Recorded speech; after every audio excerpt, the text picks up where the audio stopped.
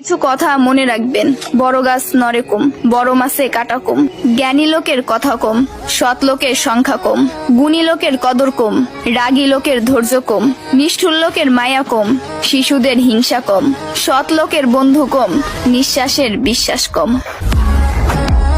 টাকার গরম, ক্ষমতার দাপট, সম্পত্তির অহংকার, রূপের বড়াই, এগুলা রাখবে কই? আমার জানা মতে কাফনের তো কোনো পকেট হয় না। একদিন আফসোস করবেন, জীবন শেষ হয়ে গেল কিন্তু কোনো নেক কাজ করা হলো না। আজ শরীরে শক্তি আছে কিন্তু ইবাদত করার ইচ্ছা নাই। এমন একদিন আসবে সামনে, ইবাদত করার ইচ্ছা হবে কিন্তু শরীরে কোনো শক্তি থাকবে না, একটা সেজদা দেওয়ার ক্ষমতা থাকবে না।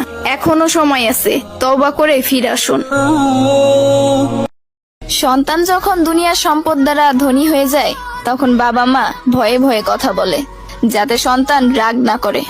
আর সন্তান যখন ইমানের